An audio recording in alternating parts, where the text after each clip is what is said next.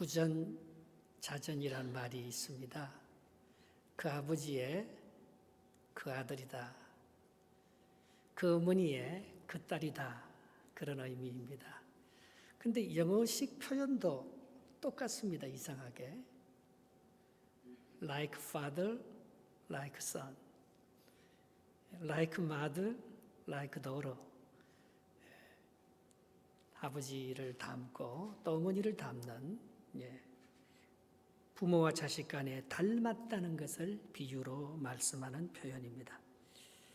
여러분, 우리는 부모를 닮은 형질이 있습니다. 그걸 유전이라고 합니다. 그러나 어떨 때는 부모하고 전혀 닮지 않은 다른 것이 드러날 때 그걸 돌연변이라고 하잖아요. 아버지 닮지 않게 아들이 더 낫네. 어머니 닮지 않게 딸이 더 예쁘네. 우리가 그런 말을 합니다.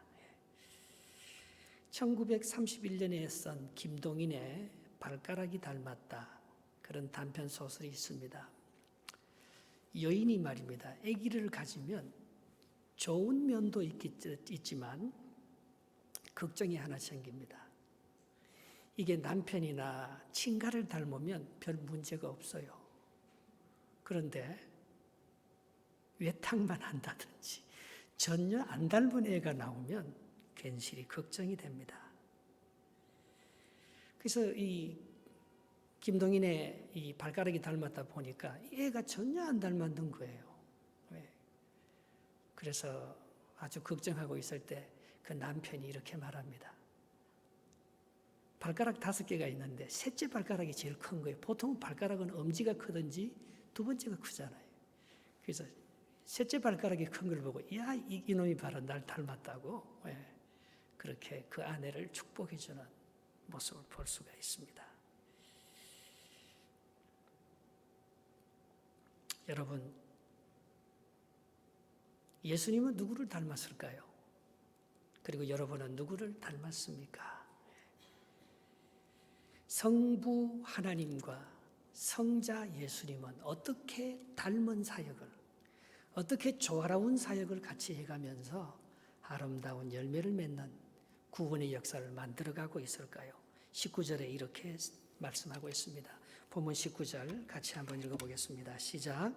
이러므로 예수께서 그들에게 이르시되 내가 진실로 진실로 너희에게 이르노니 아들이 아버지께서 하시는 일을 보지 않고는 아무것도 스스로 할 수 없나니 아버지께서 행하시는 그것을 아들도 그와 같이 행하느니라 했습니다. 여러분, 아들이 아버지를 닮는데 어떻게 닮느냐? 아버지가 하는 걸 보고 닮는 거예요. 부모가 어떻게 하는 걸 보지 않고서 스스로 아들이 잘할 수 있는 것은 아무것도 없다. 그렇게 말씀하고 있는 것입니다. 여러분, 하나님께서는 아들 예수님께 뭘 보여주실까요? 우리 예수님을 딱 보면 말입니다. 여러분, 예수님의 사진을 보거나 예수님을 만난 사람, 예수님을 통해서 그 삶이 변화되고 위대한 인생을 살아가는 사람들은 딱 특징이 하나 있습니다. 예수님의 그 인자하심, 예수님의 그 자비하심. 우리가 하나님의 형상을 닮았고 그렇게 창조되었다는 것은 우리의 이 외형적인 발가락이 닮았니, 얼굴이 닮았니, 그걸 말하는 게 아니지 않습니까? 뭘 닮았다는 거예요? 성품을 닮았다는 거죠. 마음이 하나님의 마음처럼 따뜻하고 예수님의 마음처럼 사랑과 자비와 긍휼이 많고 은혜스러울 때 그게 진짜 닮았잖아요. 여러분도 여러분 자식을 보면서 이렇게 행동하는 걸 보면서 참 날 닮았네. 나도 이렇게 이제 돌아가신 아버지나 어머니를 생각하면서 참 그런 모습이 내가 부모님을 참 많이 닮았네. 우리가 그렇게 느껴지지 않습니까? 가장 좋은 가족이라는 게 뭡니까? 오늘 20절에 이렇게 설명하고 있습니다. 가장 좋은 가족, 가장 많이 닮았다는 게 뭡니까? 20절 시작. 아버지께서 아들을 사랑하사 자기가 행하시는 것을 다 아들에게 보이시고 또 그보다 더 큰 일을 보이사 너희로 놀랍게 여기게 하시리라 했습니다. 여기 보면 아버지가 아들을 사랑하는 것을 보여주는 거예요. 여러분, 그런 경우를 종종 볼 수 있지 않습니까? 참 훌륭한 분인데, 존경스러운 분인데 그 자식을 보면 아닌 거예요. 어떻게 저런 훌륭한 분 밑에서 어떻게 저런 아이가 나올 수 있을까? 가끔 그런 거 보지 않습니까? 여러분, 왜 그렇다고 생각합니까? 사회에서는 참 훌륭하게 평가받지만 집에 들어오면 가정에서는 자녀와 따뜻한 접촉이 없는 거예요. 교회에서나 직장에서 자녀를 만나면 못 본 척 하는 거예요. 아닌 척 하는 거예요. 반기지도 않습니다. 제가 부목사를 생활할 때 우리 아이들이 교회에서 막 크잖아요. 근데 그 아이를 아는 체 하면 잘못되는 줄 알았어요. 다른 아이를 사랑하는데 우리 아이들에게 반갑고 아는 척 하면 잘못되는 줄 알고 또 그거 그렇게 배웠어요. 근데 요즘 젊은 목사님들, 전도사님들 보면 말입니다. 부인보다 이 남자 목사님들이 막 자식을 막 안고 다녀요. 자기 자식을. 우리가 부모가 된다는 것은 쇼윈도 안에 가만히 들어앉아 있는 그 모습을 보는 게, 그래서 그 모습이 아버지를 닮고 부모를 닮고 정말 성품을 닮아서 하나님이 하시는 그 일도 하고 하나님보다 더 큰 크고 놀라운 일들을 할 수 있는 거, 그거는요 사랑의 접촉이 있어야 할 거 아닙니까? 사랑의 표현이 있어야 될 거 아닙니까? 우리 옛날 그 노래 중에 갑돌이와 갑순이가 있어요.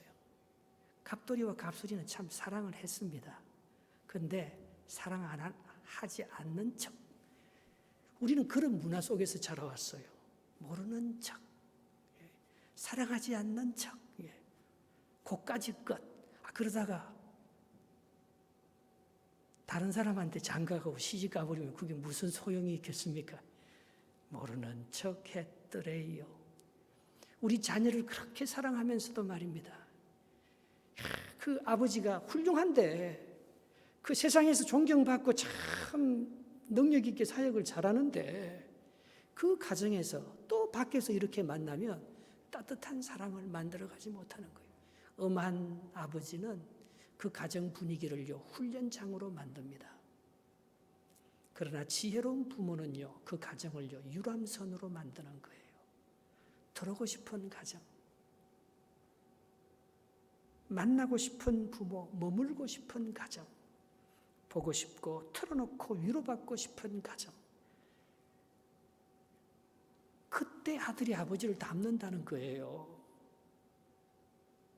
그때 딸이 어머니를 닮고 그 풍성한 사랑 가운데 오늘 왜 예수님께서 하나님을 그렇게 꼭 빼닮았느냐? 하나님과 예수님과 하나님이 하나가 되는 그런 동등된, 완전히 일치된 삼위일체의 그런 아버지와 아들, 성령의 모습이 똑같은 닮은 꼴의 모습이 되었냐? 그것은 아버지가 아들을 사랑하는, 그것을 그렇게 표현해 줬다는 거예요. 세례를 받고 올라올 때 예수님께서 성령으로 그 머리 위에 머무르면서 이는 내 사랑하는 아들이요 내 기뻐하는 자라고 확인이 되고 컨펌이 되고, 사랑해 줄 때 닮는 거예요. 내가 막 훈련시키고 막 변화시키고 고치려고 막 몰아붙일 때, 음하게 할 때 그때 닮는 게 아니고 아버지의 그 크신 사랑과 인자와 자비를 가지고 그에게 그 은혜를 베풀어 줄 때에 그 예수님이요 하나님이 한 일을 할 뿐만 아니고 그보다 크고 놀라운 일들을 할 수 있는 역사가 아버지의 그 풍성한 자비로 인자하심, 성실하심을 그의 사역 가운데서 볼 때에 그 자식이 그렇게 닮게 된다는 거죠. 여러분, 우리가 부모를 닮지 못하는, 예수님을 닮지 못하는 가장 큰 이유가 하나 있습니다. 그것은 자기 능력을 보여주려고 하는 거예요. 아버지가요, 아들을 데리고 아버지가 일하는 모습을 보여줄 필요가 있습니다. 그렇다고 아버지가 이미 나서 우리가 아들한테 보여줄 일이 없다, 내가 하는 일을 아들을 보여줘서 물려받고 싶은 마음이 없다, 그렇게 하면서 안 보여주려고 하잖아요. 좋은 일만 보여줘야 됩니까? 어떤 우리 교회 집사님들은 말입니다, 교회 일 하면서도 꼭 아들 데리고 와요. 자기 딸 데리고 와서 사다리 위에 올라가서 저런 거 고치면서요. 아들 보고 잡으라 하고, 딸 보고 그 물건 좀 전해달라고 하고, 우리가 뭐 쇼업하기 위해서 뭐 우리의 잘나고 우리의 능력 있는 모습을 보여주는 게 아니에요. 우리가 하는 그 굳은 일, 우리가 하는 그 별 볼 일 없는 일들을 자식과 함께 하면서 아버지의 성품을 보여주는 거예요. 그 어머니의 따뜻한 사랑하는, 그래야 추억도 생기고, 그래야 그 일을 하면서 아버지가 어떤 모습인지 걔가요 절대 들으면서 안 배웁니다. 안 담습니다. 보면서 담습니다. 이렇게 해라 저렇게 해라 들어서 안 변합니다. 보면서 변합니다. 아버지가 하는 모습 보면서, 엄마가 섬기는 모습 보면서 우리 아이들이 그 부모와 똑 닮은 그런 사람으로 자꾸자꾸 변해가는 것입니다. 사람들은요, 하나님의 은혜의 현장을 보여주지 아니하고 자기의 능력을 보여주려고 해요. 그러면 이 자식은 아버지보다 더 위대해지지 않아요. 자기의 능력을 표현하는 것이 아니고 하나님이 선장이라서 하나님이 나를 통해서 어떤 일을 하고 있는지 그 은혜의 현장을 보여주면요, 그 아들이 하나님의 자녀가 되어 하나님의 능력을 가지고 더 크고 위대한 역사를 만들어가게 되는 것입니다. 배의 목적지와 항로는 자신이 다 정하고 자기가 운전대를 잡고 말입니다. 그저 주님은 내 옆에서 나를 조금 도와주는 분으로 자기의 능력을 과시하는 사람은 큰 일을 해낼 수가 없어요. 우리 주님께 그 배를 내어드리고 겸손히 하나님께서 나를 통해서 어떤 일을 하고 계시는 줄을 내가 지금 느끼고, 그리고 그 현장을 보여주면 말입니다, 아이들이 하나님을 만납니다. 하나님의 은혜와 도움을 덧입습니다. 그러면 위대한 용기와 평강을 가지고 그 아버지가 한 일보다도, 그 부모가 한 일보다도 더 큰 믿음의 확신을 가지고 할 수 없는 것들을 해내며 사랑할 수 없는 것들을 사랑해내며, 그게 위대한 공동체의 지도자 아닙니까? 남들이 생각지도 못한 것들을 하나님의 은혜와 믿음과 감격을 가지고, 그건 여호와의 인자하심이 그와 함께하기 때문에, 여호와의 능력이 그와 함께하기 때문에 그는 아버지가 일하는 그 모습을 통해서, 아버지가 하나님과 더불어서 얼마나 은혜스럽게, 얼마나 자비와 인애와 사랑과 그런 풍성한 넓은 마음을 가지고 하는 그 모습을 통해서 그 자식들이 배우면서 그 아름다운 공동체를 만들어가게 되는 것입니다. 시편 107편 31절에 그렇게 고백합니다.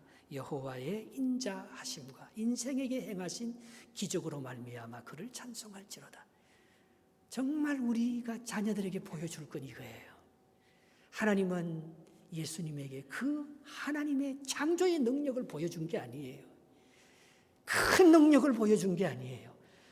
그런 것들을 다룰 수 있는 그 넓은 하나님의 마음, 그 성품을 보여줌으로 말미암아 예수님도 그 하나님의 사랑을 가지고 모든 것들을 살려내는 위대한 역사를 만들어가고 있었던 것입니다.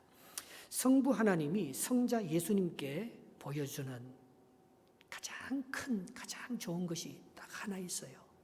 그것이 21절에 나오고 있습니다. 21절 같이 한번 읽어보겠습니다. 시작. 아버지께서 죽은 자들을 일으켜 살리심같이 아들도 자기가 원하는 자들을 살리느니라. 하나님은 아들 예수에게 자녀된 특권을 보여주고 싶었는데, 그것은 죽은 자를 살리는, 생명을 다룰 수 있는 능력을 아들에게 주고 싶었습니다. 여러분, 아들이 자기 생각만 하고 아버지의 생각에 순종하지 않으면 아버지는 아들에게 이 놀라운 능력을 주지 않습니다.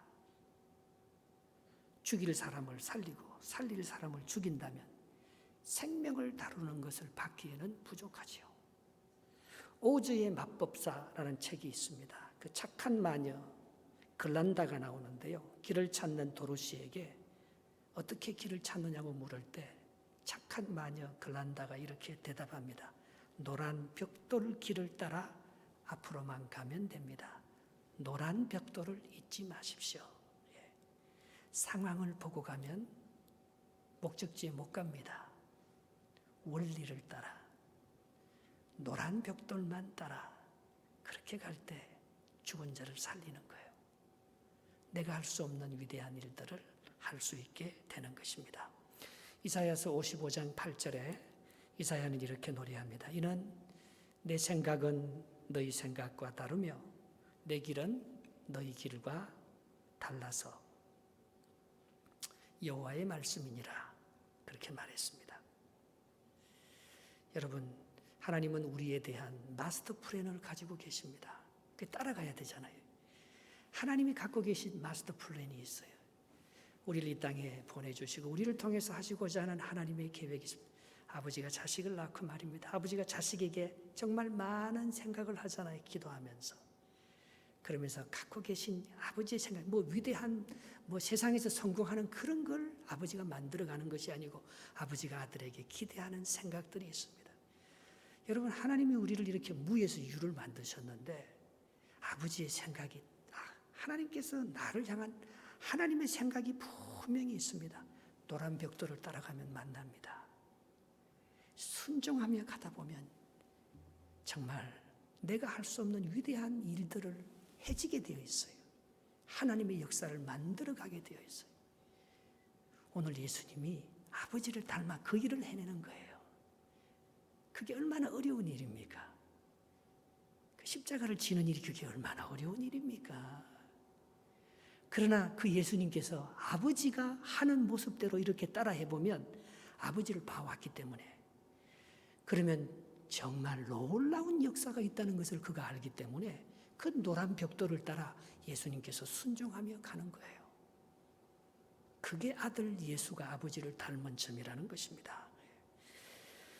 여러분, 또 하나 이 아버지가 아들에게 이 죽은 자를 살릴 수 있는 전폭적인 생명의 능력을 주시는 것은 아들을 믿기 때문에 그런 거예요. 22절, 그 다음 절 한번 읽어보겠습니다. 22절입니다. 시작. 아버지께서 아무도 심판하지 아니하시고 심판을 다 아들에게 맡기셨으니 했습니다.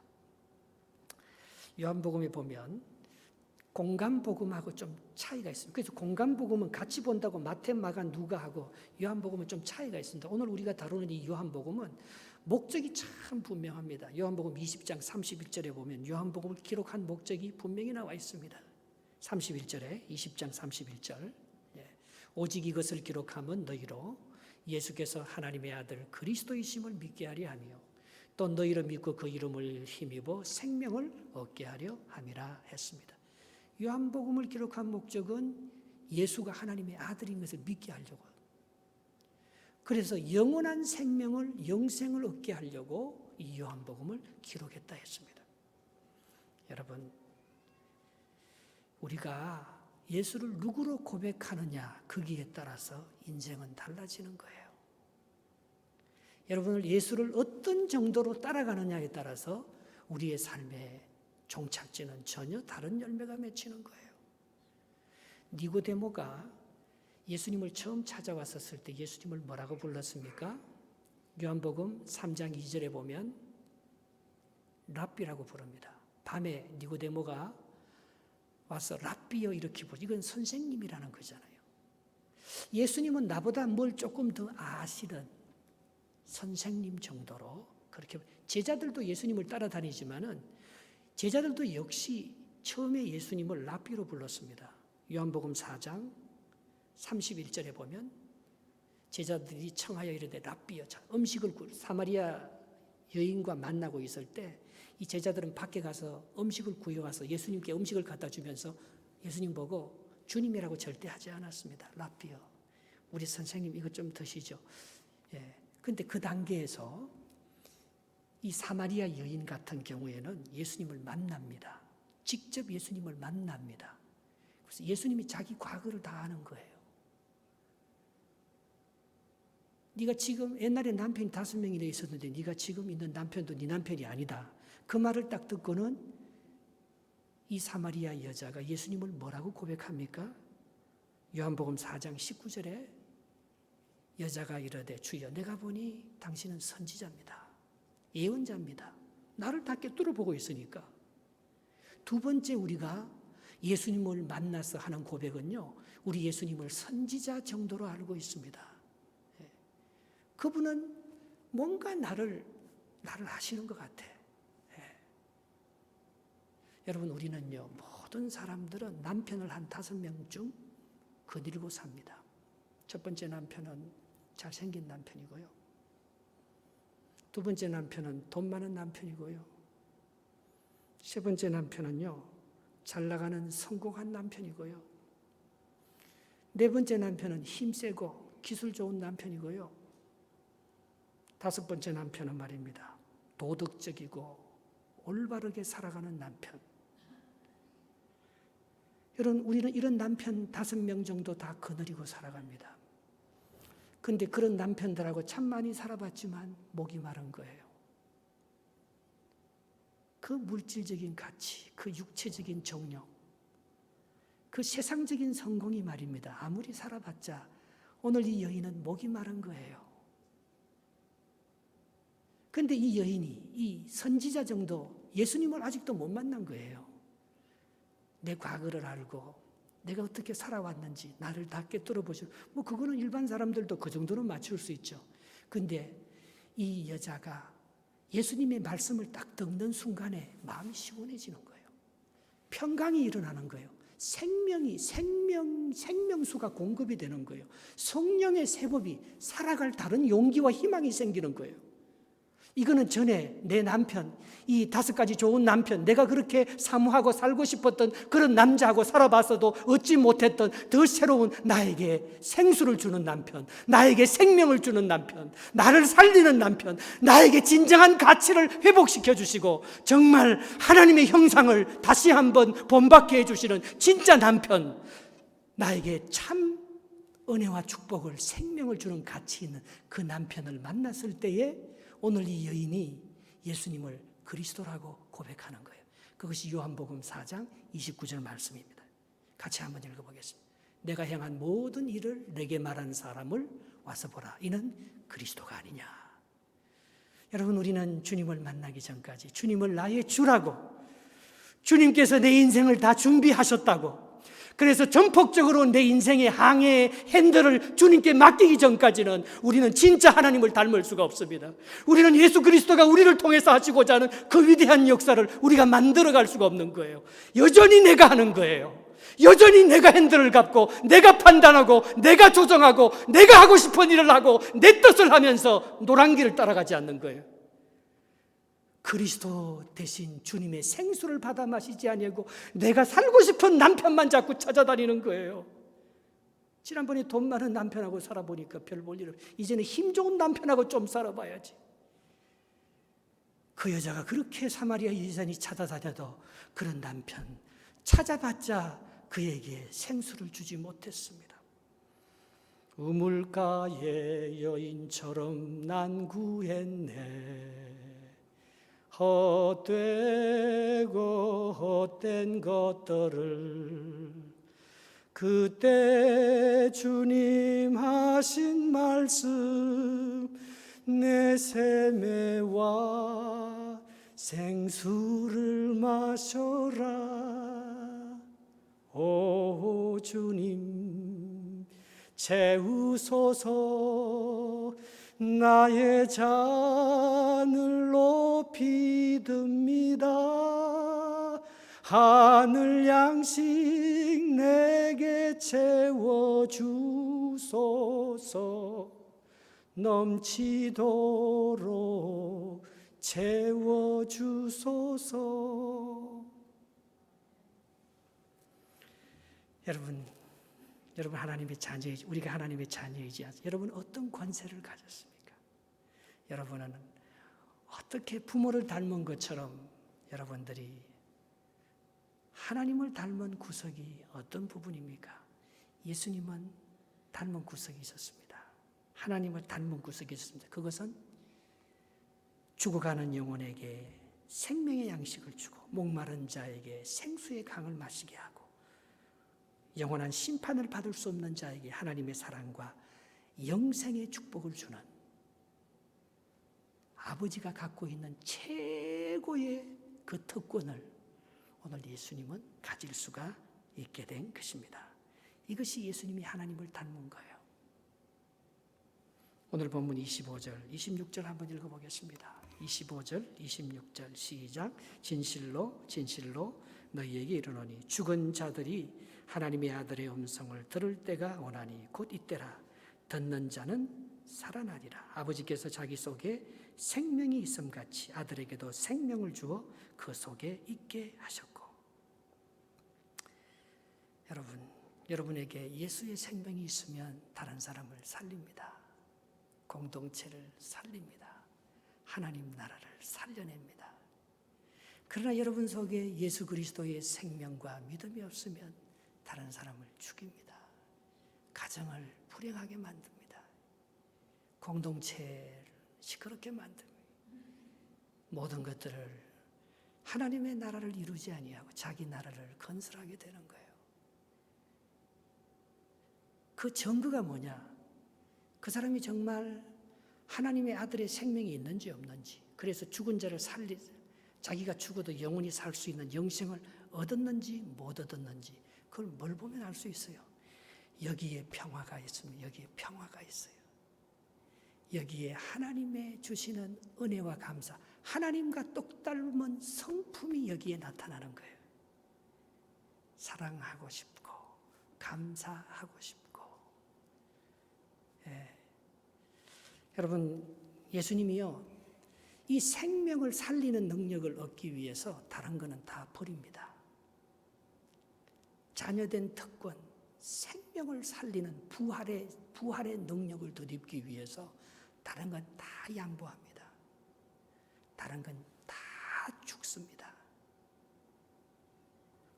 가장 큰 하나님을 닮은 능력, 그것은 모든 생명을 심판할 수도 있는 능력이요, 그것은 모든 생명을 살릴 수도 있는 능력이기 때문에 그거 하나를 얻기 위해서 예수님께서는 자기를 다 버립니다. 작은 걸 잡으려고 하면 안 돼요. 그러면 영생을 놓칩니다. 절대 놓칩니다. 노란 길 못 따라갑니다. 큰 걸 얻어야 합니다. 생명을 살리는 생수를 얻어야 합니다. 시시한 5 남편 아무리 바꾸려고 그 남편 찾아다니면 안 됩니다. 예수님 찾아야 합니다. 영생을 주시는 참된 남편 찾아야 합니다. 그 남편이 우리에게 정말 축복을 주고 생명을 주는 좋은 남편이에요. 여러분은 예수 그리스도를 어느 정도 알고 있습니까? 내가 인생을 살아가는데 내가 기도하면 좀 도와주는 선생님, 내 길을 조금 안내해주는 선생님, 여러분에게 정말 예수 그리스도는 여러분의 주인이고 전부입니까? 예수 그리스도 안에 있는 그 생명, 영원한 그분을 믿고 그분을 전폭적으로 믿고 그분께 나의 모든 것을 맡기면서 내가 내려앉아, 내가 겸손해지고 내가 낮아지고 내가 죽는 예수님처럼 부활의 생명 하나를 얻기 위해서 다른 모든 것들을 포기할 수 있습니까? 오늘 그것을 묻는 거예요. 24절 한번 읽어보겠습니다. 24절 외워봤으면 좋겠어요. 24절은 시작. 내가 진실로 진실로 너희에게 이르노니 내 말을 듣고 또 나 보내신 이를 믿는 자는 영생을 얻었고 심판에 이르지 아니하나니 사망에서 생명으로 옮겼느니라 했습니다.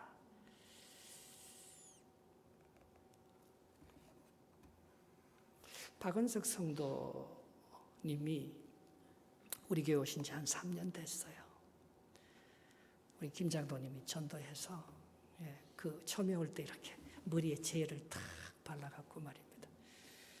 키는 작지만 얼굴이 밝고 빨갛고 뽀얗게 얼마나 예쁘고 그렇게 우리 교회에 오셨어요.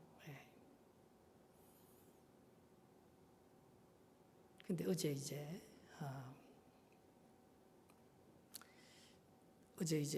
여러분 요즘 박은석 성도님 보면 여러분 너무 놀랄 것입니다. 너무 말라서 너무 말라서 놀랄 거예요. 사람이 3년 사이에 왜 이렇게 됐나?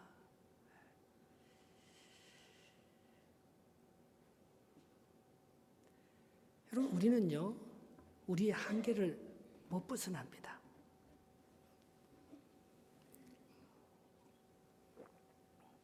하나님께서 우리 박은석 성도의 기회를 참 많이 주었는데, 그래서 참 너무 안타까워요. 53세밖에 안 됐는데.